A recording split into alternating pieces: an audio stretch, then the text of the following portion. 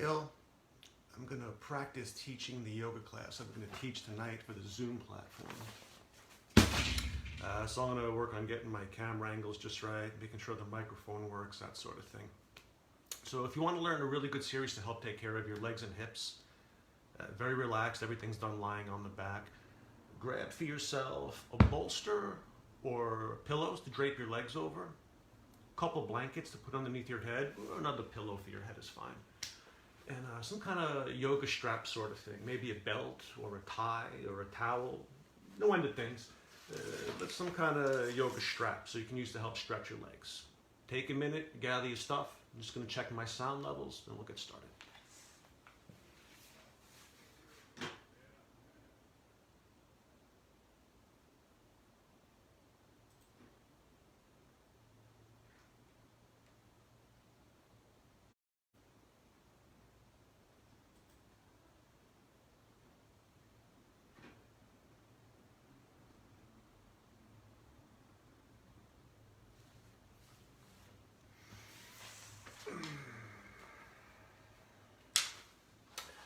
So, the way that I teach my yoga class,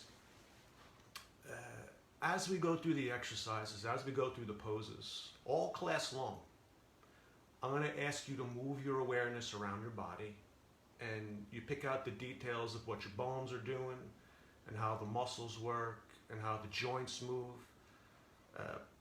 And you get stronger, and you get more limber, but most important is you develop some body awareness, develop some sensitivity. Awareness and sensitivity are valuable traits. How many people do you know with a complete lack of sensitivity and zero awareness? Now, that's all of us sometimes. It's all of us sometimes.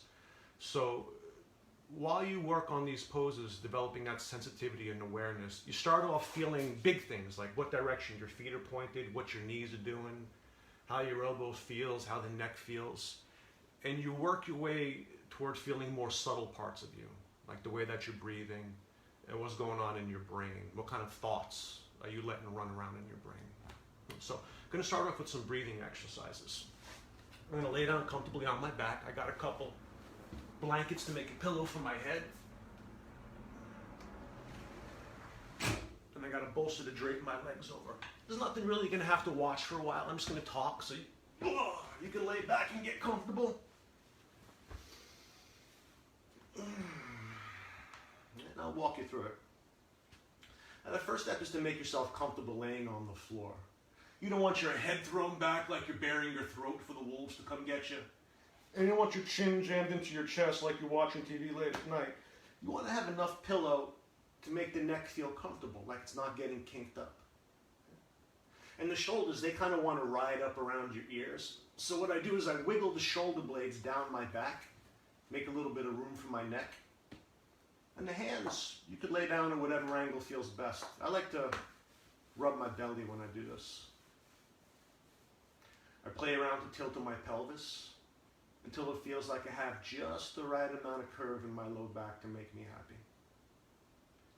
The legs, I roll them in and out a few times until they find a groove in the pillow that they want to settle into. Now, the props are only there to help you. If they don't help you, you don't have to use them. It's not your job to make the props feel good about themselves. If they help you, use them. If they don't, forget about them. You discard them. Now, there's a couple breathing techniques I like to start off with. First is what I call vigorous breathing technique. Vigorous, it's like this.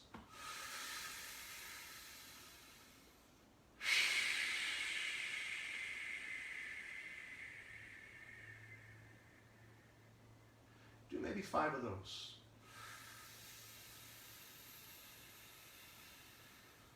You don't have to sync up with me, but you're trying to make the breath last and last and last and last. You're trying to spin it out. The breath in, the breath out, you're trying to make it last. And this is like stretching a balloon to make it more pliable before you go to blow it up. Same thing.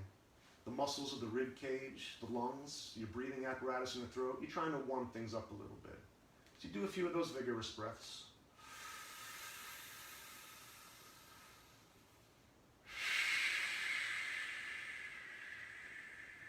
And after a while, It feels like, oh, I could fit a little more air in my chest. There's a little more space in there. And that's how you know you did a good job. Now, after the vigorous breathing, then you settle into the soft breathing. Soft breathing. And that's the total opposite of what you just did. Instead of blowing the air out in a rush, just let the belly rise and fall on its own.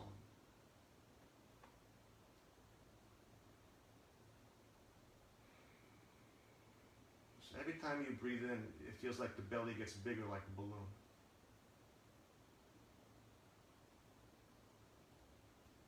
And when you breathe out, the belly goes back down.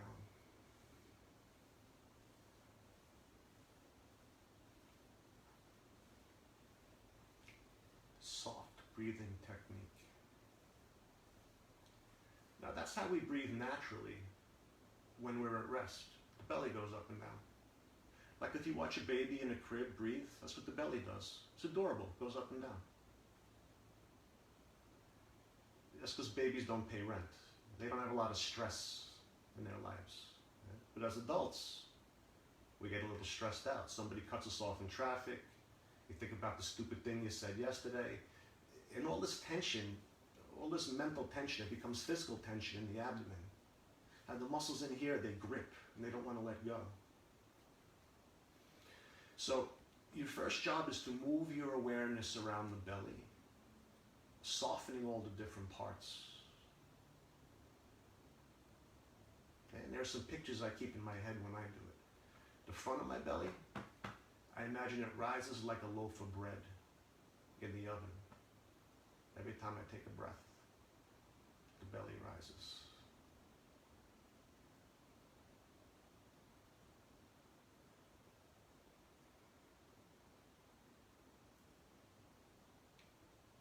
And not just above the belly button, but below the belly button. Can you soften there? Can you let that rise?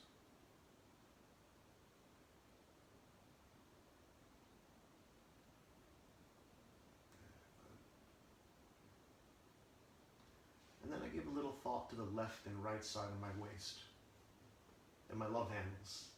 Every time I breathe in, I want to feel like I get a little wider, I get broader. Let yourself have a muffin top every time you take a breath. Let the belly spill out over the sides of your hips when you breathe.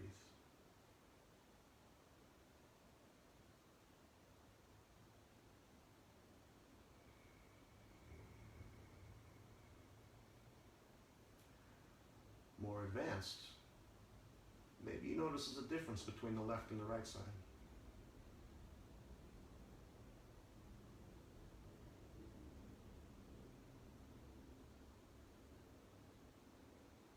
Then I give a little thought to my low back. The low back, it doesn't move a heck of a lot when you breathe, but the ribs do. So the idea is to let your low back be soft and pliable, so that your ribs are allowed to spread each time you take a breath.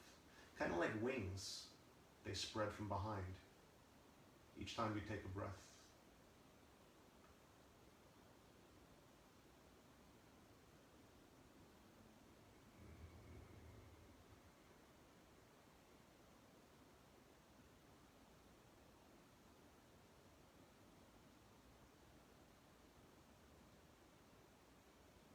Notice that as you soften up these muscles, the sound of your breath, it becomes smoother and softer, very steady, very regular, less anxious.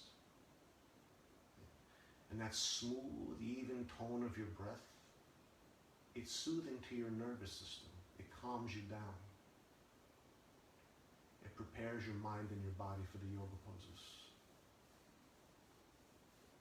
Kind of like your breath is singing your brain a lullaby. Okay. So now some warm up for the legs and the hips. This bolster, I'm kicking that out of the way. This is what I call the windshield wiper exercise. I've got my knees bent, I got the feet on the floor. I got a little pillow under my head. You can put your arms wherever it pleases you. But the legs go side to side. Give it 2 minutes. Doesn't matter how many you do. Maybe you want to go fast. Maybe you want to go slow and rest on each side. Lots of ways to do it. But every now and then, breathe. Like we practiced. Let the belly be soft.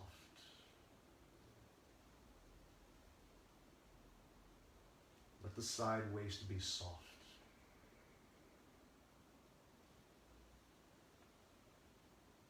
And every yoga pose that we do is a little laboratory for you to make a study of your body. So experiment a little bit. Try with the feet together. See if you like that better.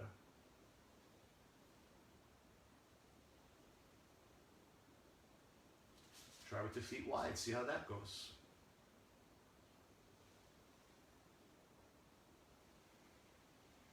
A little bit of work in the legs. A little bit of stretch in the groin. And as the legs move, you feel there's some work in the hip. And as the hips turn, you can feel there's some movement in the waist. There's not a lot of work in the face, the neck, the jaw, those things relax. Next time I go over to the right, I'm just going to stay for a few breaths.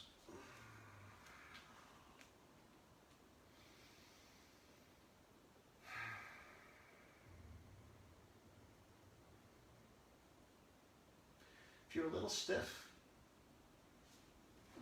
put a pillow underneath your knee.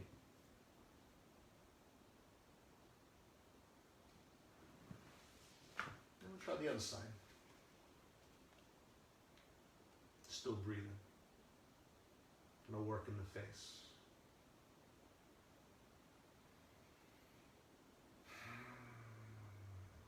Okay, good. Okay, so when you're ready, take your time. There's no rush. But you turn to your side and you sit yourselves up. Now we got the wall. Next few poses we're going to do with our feet on the wall. So let's see. I got those blankets for under my head. Oh. Let me move that camera a little bit.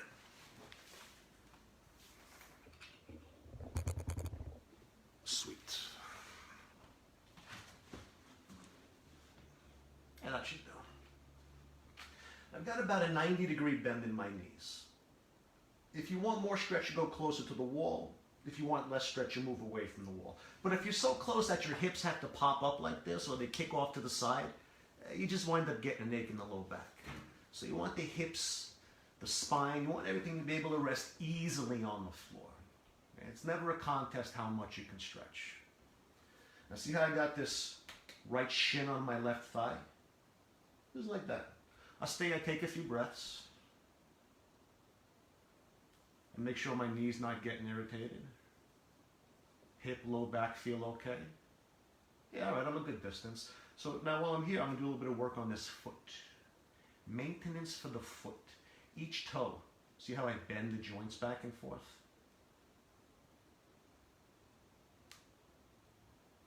And the long bones in the foot, see how I twist the foot back and forth? You can run your thumbs down the arches. You can massage the skin on the top of the foot. You can manipulate the ankle. All sorts of things you can do to take care of the foot. But in general, you're looking to get the joints to move so they don't get stuck in place. You're squeezing the soft tissue to improve the circulation. And you're sliding the skin around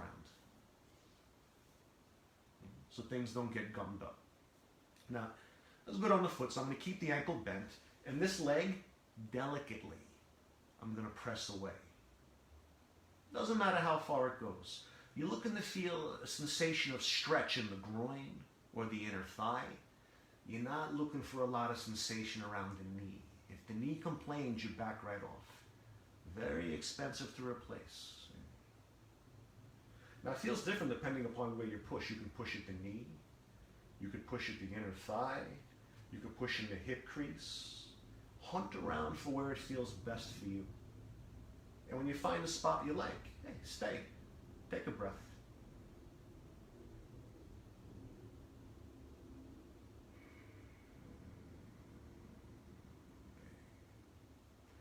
Now the next technique here is what I call turning the muscle on the bone.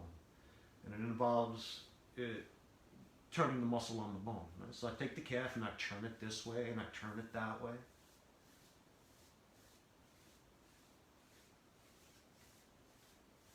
Around the knee, around the thigh, deep in the hip crease. All this tissue here, it tends to get gummed up and stuck together. It tends to get laminated together so that when you go to move, the tissue doesn't glide. It doesn't let the joint move freely. So you're trying to ungum the tissue. Okay, now, the final thing to do here is the deep buttock stretch. So here's how I like to do. The leg I've got crossed over, that's the leg I grab. I grab low by the butt and I pull. And then as I slide my hand up the leg bone toward the knee, there's more leverage, there's more of a stretch.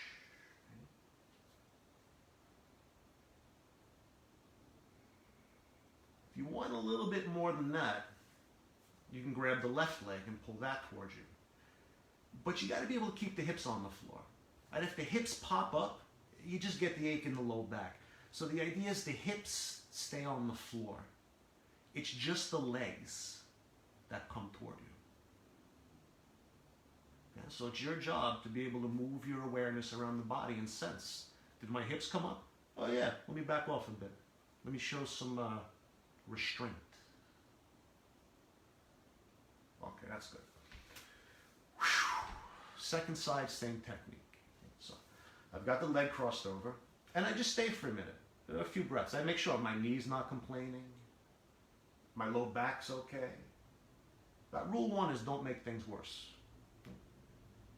Okay, everything checks out, no complaints. So now I'm going to go to work on the foot, the toes. And they'll make noise, snap, crackle, pop. Every time I go to get a pedicure, I learn a new foot massage technique, because I go to a good place.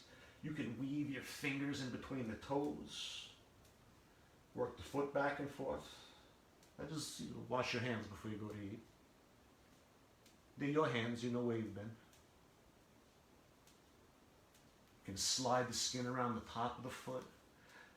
All sorts of ways to do it. But the golden, the guiding lines here is you're trying to manipulate the joints so they don't calcify in place. Squeeze the muscles to improve the circulation. And slide the skin around so things don't get gummed up. Maintenance for the foot. Now, after you got the foot under control, I'm going to go to work on this hip. I press delicately, right?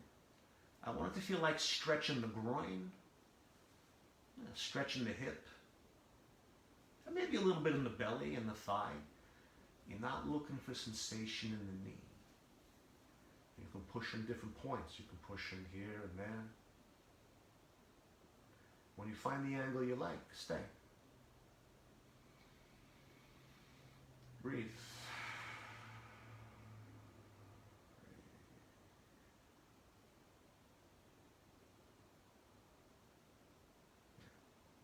Next technique is the turning the muscle on the bone. So I just turn the muscles back and forth on the bone. A lot of these muscles, they got to wrap around the bone and go through this and sneak around the corner. And again, they get gummed up. It's kind of like a serpentine belts in your car. So spiral the muscles back and forth on the bone. Hunt around for where it feels best for you.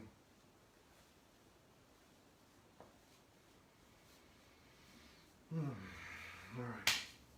Next is the butt stretch. I hold low by the butt and I pull.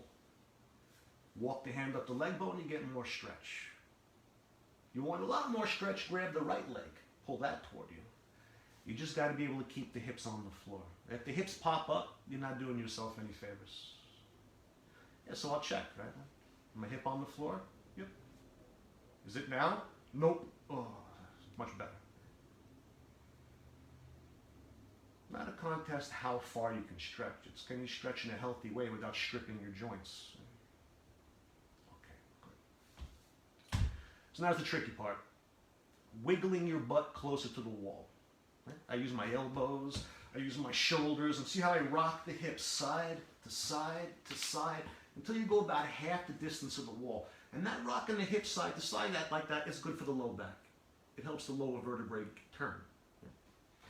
So now I've got my feet on the wall. I'm sorry, the outer edge of my feet on the wall, the soles of the feet together, and the knees, they turn out. Stay for a few breaths. Make sure the knees are not complaining about this. Feels okay. All right. Now I take the knife edge of my hand, the karate chop edge, and I get it right in the hip crease and I press. Or I slide my hands along the inner thigh like I'm smoothing out wrinkles in my pants. You can use the hands to press the thighs apart. If it's a lot of work, you can just lay there. Breathe. There's a lot of different inner thigh muscles. Different lengths, different thicknesses. They attach to different points. So try and vary the angle. You can open the feet a little bit wider. See how that feels? Or bring the feet a little lower. Or back off and walk the feet higher.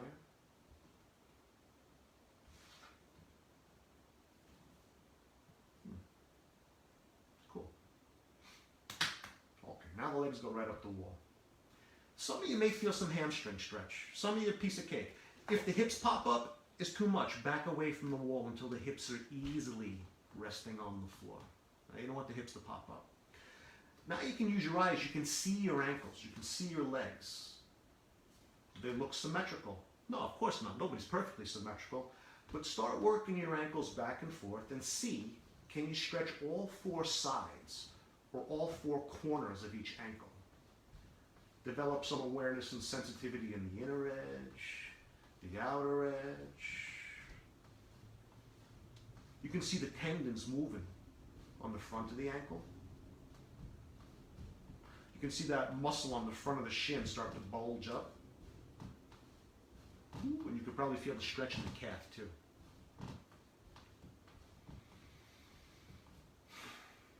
Now I open the legs a little wider. And I'm going to turn them in and out. Now the deal with this is you want to turn the whole leg, not just the ankle, not just the knee. You want to turn the whole leg. The inner thigh moves as much as the inner ankle. Outer knee as much as the outer shin. Sometimes legs develop twists along the length. So here, you're looking to work on that. You're looking to take the twists out of your leg. You can use the hands to turn the muscles, to turn the bones. And those muscles turning the legs, those rotators, they get a little stronger. And the joint capsules, they get a little more limber. And you develop body awareness. You start to figure out how you're put together. Why maybe this one leg hurts at night and this leg feels fine. More advanced, breathe. Don't grind your teeth. Okay, yeah, so now I'm going to bring the legs back together again. This is chair pose out the wall. You can slide or walk the feet up and down the wall. You may need to move a little closer or further from the wall, that's fine. Up and down. And now I'm watching my knees the same way I was watching my ankles. Does one knee do one thing, the other knee does something else?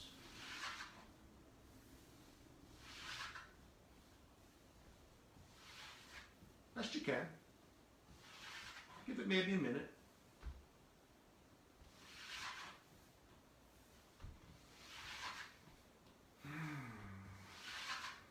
After you've had enough of that, you stay with the knees bent and the feet on the wall. And this is the chair pose done lying on the floor. This is my favorite way to do chair pose. I've got my hands holding the knees together, not to make it harder, but to make it easier. And so the hands hold the legs together so the inner thighs and the groin can relax.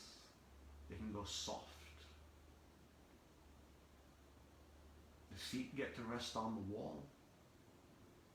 The legs get to rest in my hands.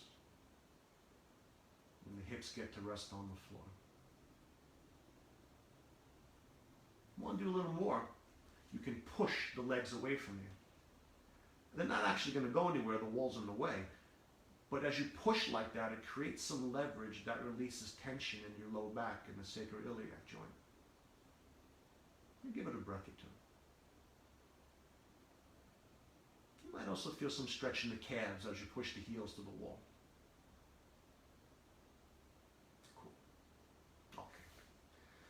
So now the tricky part, wiggling away from the wall.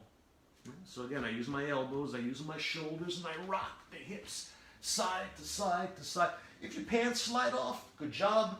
If your shirt collar comes up to choke you, you're doing it just right. If your ponytail comes out and you lose your pillow, perfect. Okay, so lay yourselves on the ground. Let's see.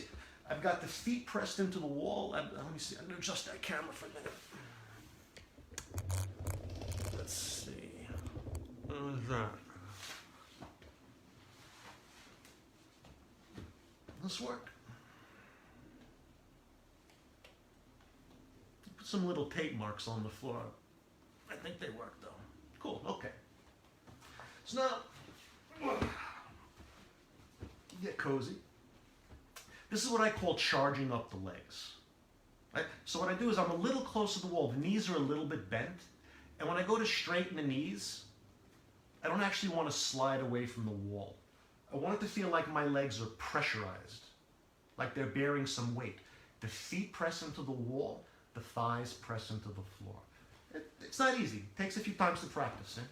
So I'm a little close to the wall. The knees are bent. I straighten the knees, but I try not to slide too far away from the wall. Charging up the legs.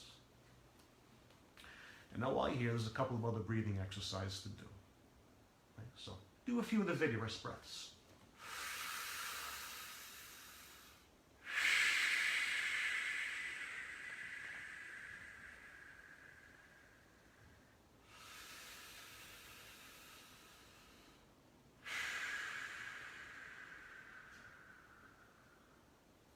And then I do a few of the soft breaths, where I let my belly expand like a balloon.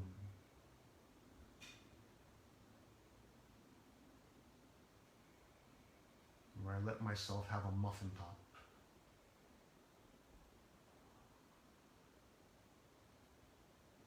Now, the reason the belly expands is not that air goes into the belly. It doesn't go lower than the lungs. But the belly expands because of the action of your diaphragm. Every time you breathe in, there's a muscle in the bottom of your rib cage called your diaphragm. And it pulls down to suck air into your lungs. Like if you pull back on the plunger of a syringe and it draws fluid, you pull down on the diaphragm and it draws air into your lungs. And when that diaphragm comes down to suck air into your lungs, it squashes up your guts and it makes your belly expand. If the belly's tight, rigid, locked up all the time, the diaphragm can't come down to pull the air into your lungs. It winds up stressing out other joints. So let your belly be soft so that diaphragm can come down.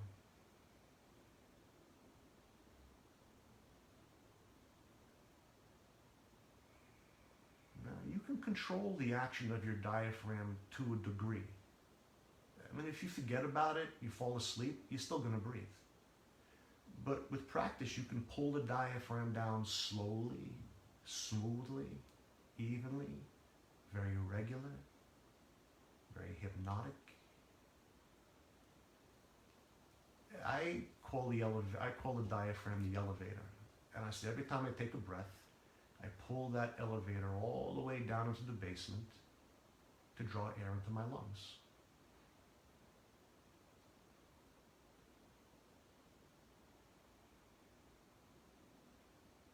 It's something subtle.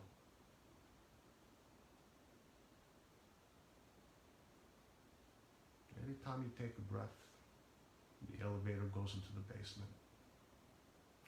Now when you breathe out, there are some extra muscles to learn to use in the pit of your abdomen. Pit of your abdomen is maybe an inch, maybe 2 inches below your belly button. And every time you breathe out, you want to pull those muscles in toward the spine and up toward your heart. Every time you breathe out, the muscles come in toward the spine and up toward your heart. It's a subtle muscular contraction that you use to brace your spine when you practice a yoga pose, when you pick up a heavy weight, when you climb a staircase. It's the kind of core strength that protects your low back. So you get the hang of it here. Every time you breathe in, the elevator goes into the basement. When you breathe out, it comes in and up.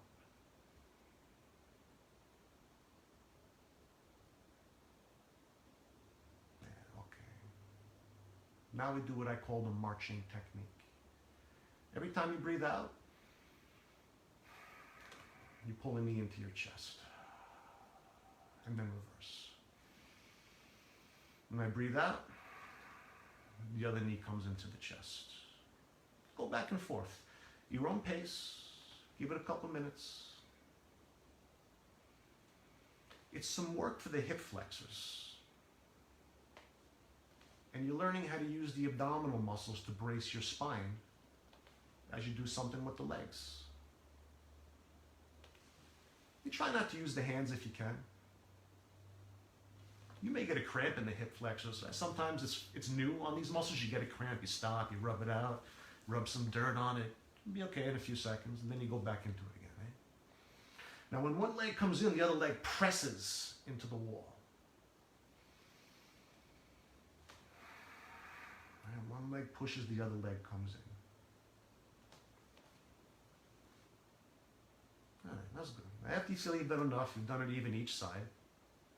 The next time the right leg comes into the chest, get a hold of it with your hands.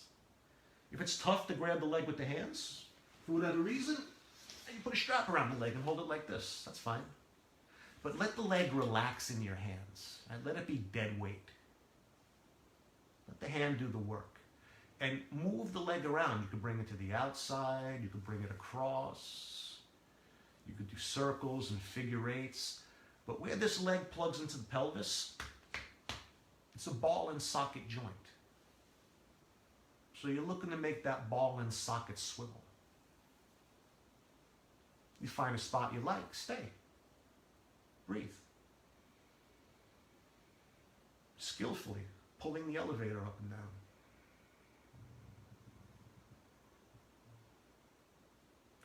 Now, after you've got that ball and socket to swivel a little bit, now we start working on the knee.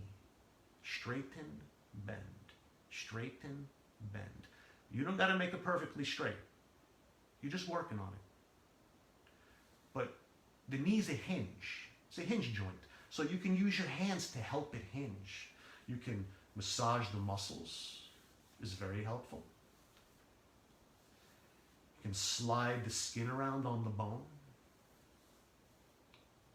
You can use the hand to guide the bones. Now, some of us, we get a little bow-legged, the knee turns out. For some of us, we get a little knock-kneed, the knee turns in. What does your knee do? As it's getting stronger, it's getting more limber, but look and see, does your knee move at a strange angle? More advanced, when you make the knee straight, stretch the back of the ankle or the sole of the foot. If you made a funny face when you did it, good job. Okay, that's pretty good, right? I got the hip under control. I got a little bit of work on the knee. Now's what I call the one-wing butterfly. Knees bent, foot's on the floor. Leg goes out to the side, back to the center. Like one butterfly, like a butterfly with one wing, flapping that wing. Now, here's the deal. When that leg goes out to the side, the hips are going to want to go with the leg. Why? Like, what can you relax? What can you soften? Where can you release tension so the hips stay as the leg moves? And that kind of clues you into where you hold tension in your pelvis. So you see, can I soften those things? Can I allow those things to stretch so the hips stay as the leg moves? And then you can try some different angles. You can walk the foot further away. You can move it further out to the side. You can put it on the other thigh. You're making a study. You're in the lab. Okay, good. So now charge up your legs again. Charge up your legs again. Just like we started. It should feel like one side's a little better off than the other. It should feel like the side you worked on is better off. If not, maybe you don't do the second side. Yoga's not one size fits all. All right. Charge up the legs. So you start a little close to the wall. Straighten the legs. You try not to slide too far away. Charging up the legs. Then you do a few of the vigorous breaths again.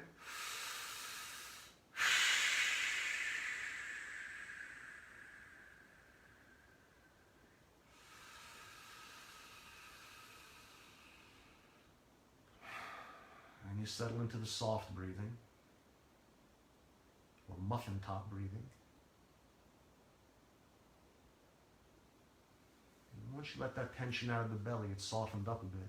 You settle into the skillful breathing, where you pull the elevator up and down. You breathe in, the elevator goes into the basement. You breathe out, it comes in and up. All right. Now the breath squared away. So now without using the hands, I'll do my marching technique. One leg at a time, I bend into the chest. Give it a minute or so. Take breaks as needed. It's not an endurance contest. It's going to feel like some work in the hip flexors. If it's new, if the hip flexors are unused to working, you may get a cramp. It's okay, stop, take a break, rub it out. They'll adapt over time. They'll get stronger. When one leg comes into the chest, the other leg presses into the wall, right? So the legs are doing two different things. And as you do this, it makes the pelvis shift back and forth. Okay, that's good. So you've done enough each side. When you're ready, get a hold of the left leg with your hands. Let the leg relax in your hands. You can use a strap around the leg too, it's fine. But once I've got this leg to relax, I'm going to move it around a little bit. I'll move it out to the side. I'll bring it across. You're in the lab, making a study of that ball and socket joint in your hip. Looking for where it sticks, looking for where it's tender, trying to find where it feels best.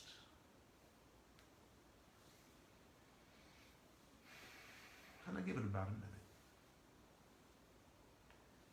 And after I feel I've got that ball and socket taken care of, I'll start working on the hinge, the knee. For the knee, the way I use the hands, I start in the back by the hamstrings and I pull down as I kick up. So I'm grooving those fibers in two directions at once. Even if you just pull the skin down as you kick up, that helps. Now the sides of the knee is thin skin, so I slide the skin around over the joint to free it up. To free up muscle adhesions.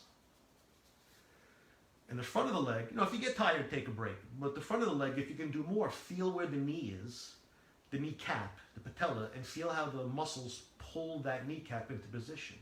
Does it veer out? Does it veer in? Does it track true?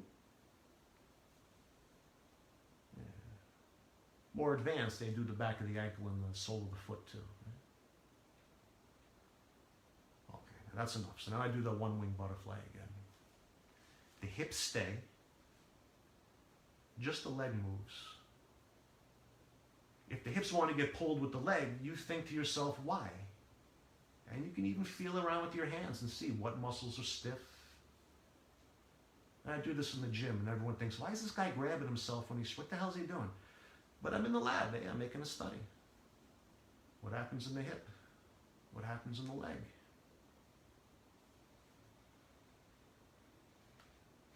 I'll try some different angles. Yeah, okay, pretty good. So now I'm going to charge up my legs again. And I'll compare. I'll analyze my results. I should feel better after having done what I've done.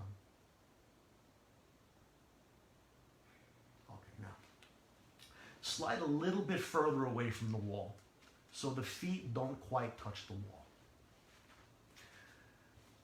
See how I'm rocking my feet back and forth? The legs are doing the work. You can bend and straighten the knees a little bit to use the thighs too, but I'm using this pumping action in my legs to get my hips to rock back and forth, back and forth, back and forth. And as my hips rock back and forth, I can feel the vertebrae in my low back to get some movement. I want to feel that my shoulder blades are sliding up and down. I want to feel all the skin on the back of my ribs wiggle around. And then I know I get some movement in my thoracic spine. Finally, your head should be bobbing up and down. I know I'm getting some movement in my cervical spine. The legs are doing the work. The spinal muscles are passive, right? They just get the movement. The legs do the work. And then you can get fancy. You can do some circles with the feet, clockwise and counterclockwise, and this way and that way.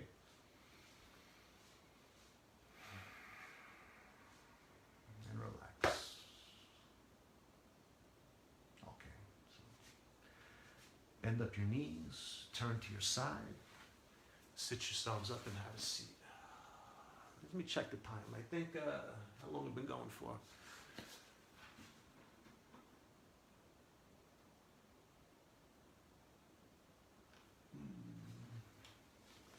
I know these Facebook feeds cut out after a certain amount of time. Right? We're probably going for about an hour. Okay, so let's call it there. So that's a pretty gentle leg and hip series that you can do. It doesn't take too much of equipment. Just a strap or a belt or a tie, a leg to stretch your wall, a wall to stretch your legs up. And some things to make your head, neck, and shoulders comfortable. Right? So I'm going to broadcast another section right now. I just don't want Facebook to cut it off. So if you want a little bit more, hang out a few minutes, tune in. I'll be right back. Namaste.